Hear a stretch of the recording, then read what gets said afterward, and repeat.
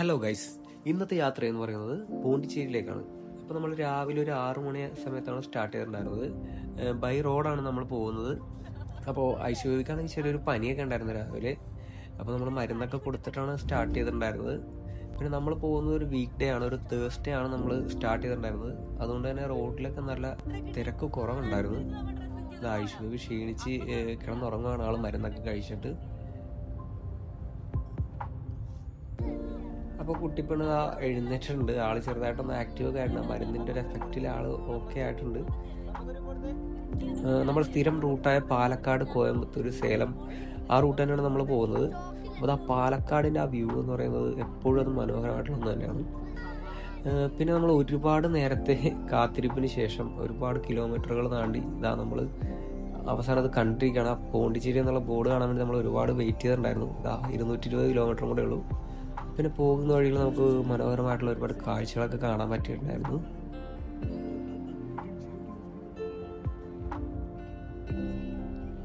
അങ്ങനെ വൈകുന്നേരം ഒരു 6 മണിയോടുകൂടി നമ്മൾ അവിടെ എത്തി, പോണ്ടിച്ചേരിയിൽ എത്തി. അപ്പോൾ നമ്മൾ ആദ്യം ബുക്ക് ചെയ്ത ഹോട്ടൽ നമുക്ക് ഓക്കെ ആയിരുന്നില്ല. അതുകൊണ്ട് തന്നെ നമ്മൾ അവിടെ ചെന്നിട്ടൊരു ഹോട്ടൽ ബുക്ക് ചെയ്തു. ഇവിടെയാണ് നമ്മൾ സ്റ്റേ ചെയ്യാൻ പോകുന്നത്. ഹോട്ടലിൽ ചെക്ക് ഇൻ ചെയ്തതിന് ശേഷം നമ്മൾ പോകുന്നത് റോക്ക് ബീച്ചിലേക്കാണ്. ഇവിടെ വീക്ക് ഡേ ആയിട്ട് പോലും അത്യാവശ്യം നല്ല രീതിയിലുള്ള തിരക്ക് നമുക്ക് കാണാൻ സാധിക്കുമായിരുന്നു. പിന്നെ ഇവിടെ നമുക്ക് കാണാൻ ലൈറ്റ് ഹൗസ്, ഗാന്ധിയുടെ പ്രതിമയുണ്ട്. പിന്നെ ഒരുപാട് പഴയ രീതിയിലുള്ള ബിൽഡിങ്സും നമുക്കിവിടെ കാണാൻ സാധിക്കും. അതിനുശേഷം നമ്മൾ ഭക്ഷണം കഴിക്കാൻ സെലക്ട് ചെയ്തത് എൻ്റെ നാട് എന്ന് പറയുന്ന ഒരു ഹോട്ടലാണ്. റോക്ക് ബീച്ചിനടുത്ത് തന്നെയുള്ള ഒരു മലയാളി ഹോട്ടലാണ്. അങ്ങനെ ഡേ 2 ആയി.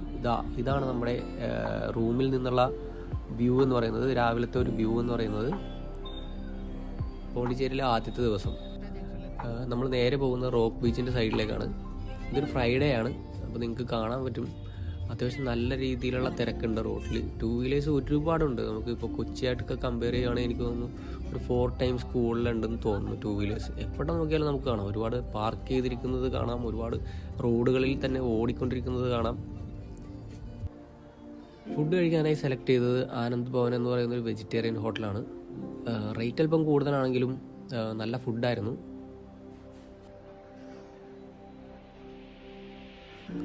ഇവിടെ നിന്ന് നമ്മൾ നേരെ പോകുന്നത് വൈറ്റ് ടൗണിലേക്കാണ്. അവിടെ നമ്മുടെ ഫോർട്ട് കൊച്ചിയെ നമുക്ക് ഓർമ്മപ്പെടുത്തുന്ന രീതിയിലുള്ള ഒരുപാട് കളർഫുള്ളായിട്ടുള്ള കെട്ടിടങ്ങൾ നമുക്കവിടെ കാണാൻ സാധിക്കും. കുറേ നമ്മൾ ഫോട്ടോസൊക്കെ എടുത്തു. അപ്പം നമ്മളിങ്ങനെ പോകുന്ന സമയത്ത് സ്കൂട്ടറിൽ ഒരുപാട് പേര് വന്നിട്ട് ബോട്ടിങ്ങിന് ഇൻട്രസ്റ്റ് ഉണ്ടോ എന്ന് ചോദിക്കും. അപ്പോൾ നമ്മൾ അതിൽ നിന്ന് ഒരു പാക്കേജ് സെലക്ട് ചെയ്തു. പെർ പേഴ്സൺ 250 ആണ് നമ്മൾ സെലക്ട് ചെയ്ത പാക്കേജിലുണ്ടായിരുന്നത്. ഇത് മാംഗ്രൂവ് ബോട്ടിംഗ് എന്നാണ് പറയുന്നത്. അപ്പോൾ ഈ കാണുന്നതാണ് ഇവിടുത്തെ ഹാർബർ.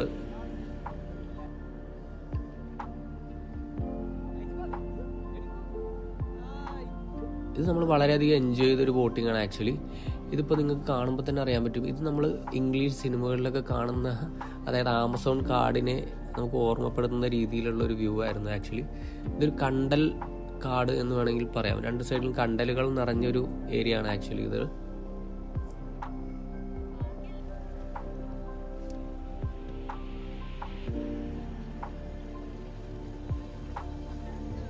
ശരിക്കും പറഞ്ഞാൽ നമ്മുടെ കണ്ണിന് ഇങ്ങനെ കുളിർമയേകുക എന്നൊക്കെ പറയില്ല, അതുപോലത്തെ ഒരു വ്യൂ ആണ്. ഭയങ്കര ഗ്രീനറി ആയിരുന്നു.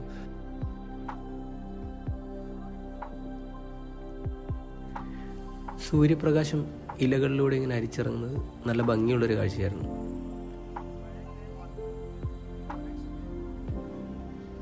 അങ്ങനെ കണ്ടൽക്കാടുകളുടെ നടുവിലൂടെ കുറച്ചു നേരത്തെ യാത്രയ്ക്ക് ശേഷം നമ്മൾ എത്തുന്നത് ഒരു ഐലൻഡിലേക്കാണ്. ഇതാണ് ആ കാണുന്ന ഐലൻഡ്. ഇവിടുത്തെ വ്യൂ എന്ന് പറയുന്നത് ഒരു ഈ കാണുന്ന പോലെ തന്നെ ഒരു ചെറിയൊരു ബിൽഡിംഗ് ആണ്. അതായത് ഒരു പഴയ പൊളിഞ്ഞ രീതിയിലുള്ളൊരു ബിൽഡിങ്ങും 2 പില്ലർ നമുക്കിവിടെ കാണാം. പിന്നെ കുറച്ച് ഷോപ്സ് ഉണ്ട്. നമുക്കിവിടെ വെള്ളം കുടിക്കുകയോ അങ്ങനെ എന്തെങ്കിലും ചെയ്യണമെങ്കിൽ അതിനുള്ള ഒരു ഇതുണ്ട്. കുറച്ച് ഫോട്ടോസ് എടുക്കാനുള്ള ഒരു സ്പേസും ഉണ്ട്. അത് കഴിഞ്ഞ് നമ്മൾ തിരിച്ച് ബോട്ടിലേക്ക് ചെല്ലുന്നു. അവിടെ നിന്ന് കുറച്ച് നേരം നമ്മളെ ആ ബോട്ടിൽ അവർ കറക്കിയതിന് ശേഷം തിരിച്ച് നമ്മളെ ആ ബോട്ടിൽ കൊണ്ടാക്കുകയാണ് ചെയ്യുന്നത്.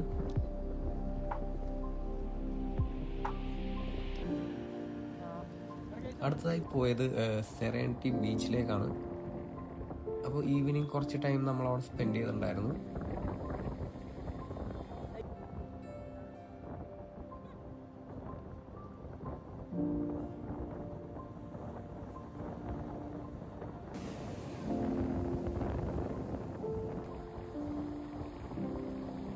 വെള്ളത്തിലേക്ക് ഇറങ്ങാനായിട്ട് ഐശ്വര്യ ആദ്യം ഒന്ന് മടിച്ചെങ്കിലും ആൾ ഇറങ്ങിയതിന് ശേഷം പിന്നെ ഭയങ്കര ആക്റ്റീവായിരുന്നു.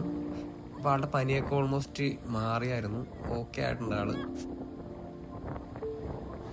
ഈവനിങ് നമ്മൾ റൂമിലെത്തിയതിന് ശേഷം കുറച്ച് നേരം സൊറയൊക്കെ പറഞ്ഞിരുന്നു. പിന്നെ താഴത്തെ ഹോട്ടലിൽ നിന്ന് തന്നെ നമ്മൾ ഫുഡും കഴിച്ചു. അപ്പോൾ ഇതൊരു കൈൻഡ് ഓഫ് ഫാമിലി ടൈം എന്ന് വേണേൽ പറയാം, അല്ലെങ്കിൽ ഒരു ഹെൽത്തി ആയിട്ടുള്ളൊരു കോൺവെർസേഷനും കാര്യങ്ങളൊക്കെ ആയിട്ട് നമ്മൾ ആ ദിവസം രാത്രി അങ്ങനെ പോയി. അടുത്ത ദിവസം നമ്മൾ ഭക്ഷണം കഴിക്കാനായി പോയത് ആനന്ദഭവനിൽ തന്നെയാണ്. അപ്പോൾ അതിനോട് ചേർന്ന് തന്നെ ഒരു ഷോപ്പിംഗ് സ്ട്രീറ്റ് ഉണ്ട് ആക്ച്വലി. അപ്പോൾ അവിടെ നിന്ന് കുറച്ച് സാധനങ്ങളൊക്കെ പർച്ചേസ് ചെയ്തു നമ്മൾ. അത് കഴിഞ്ഞ് തൊട്ടടുത്ത് നമുക്കൊരു വിനായകർ കോവിലുണ്ട്. അപ്പോൾ അതും കൂടി നമ്മൾ കണ്ടിട്ടാണ് പോകുന്നത്. വളരെ മനോഹരമായ രീതിയിലുള്ള ചിത്രപ്പണികളും കൊത്തുപണികളും നമുക്ക് ആ അമ്പലത്തിൻ്റെ ഗോപുരം വാതിൽ കാണാൻ സാധിക്കുമായിരുന്നു. നമ്മൾ എപ്പോഴും കാണുന്ന രീതിയിലുള്ള, തമിഴ്നാട്ടിൽ കാണുന്ന രീതിയിലുള്ള ഒരു ടിപ്പിക്കൽ, അതുപോലെ തന്നെ എക്സാക്ട്ലി തോന്നുന്ന രീതിയിലുള്ളൊരു അമ്പലമായിരുന്നു അത്. അവിടെ നിന്ന് നമ്മൾ നേരെ പോകുന്നത് ബസലിക്ക ചർച്ചിലേക്കാണ്.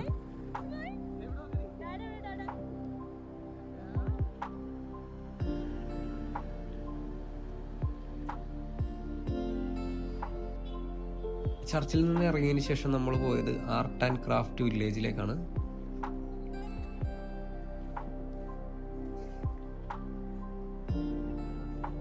ഇവിടെ നമുക്ക് ഹാൻഡിക്രാഫ്റ്റ് സാധനങ്ങൾ ഉണ്ടാക്കുന്നത് കാണാനും അത് വാങ്ങാനും സാധിക്കും.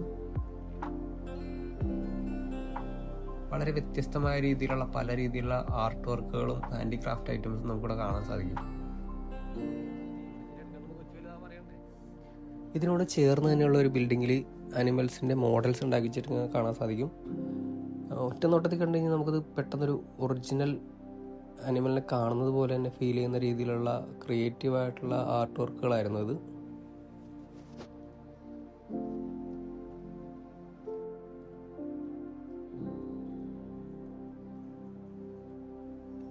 അവിടെ നിന്ന് നമ്മൾ നേരെ പോകുന്നത് ഓറോവില്ലിലേക്കാണ്.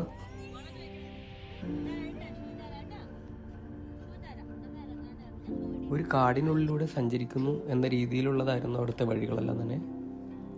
ആ വഴിയിലൂടെ നടന്ന് ആദ്യമായി നമ്മൾ ചെന്നെത്തുന്നത് ഒരു പഴയ രീതിയിലുള്ള ഒരു ബിൽഡിങ്ങിലേക്കാണ്. അവിടെ നമുക്ക് റെസ്റ്റ് ചെയ്യാനും കുറച്ച് ഫോട്ടോസൊക്കെ എടുക്കാനുള്ള പ്ലേസ് ഉണ്ടായിരുന്നു. പിന്നെ അവിടെ കുറച്ച് എക്സിബിഷനും കാര്യങ്ങളൊക്കെ നടക്കുന്നുണ്ടായിരുന്നു. ഒരു പഴയ രീതിയിലുള്ളൊരു കെട്ടിടമായിരുന്നു.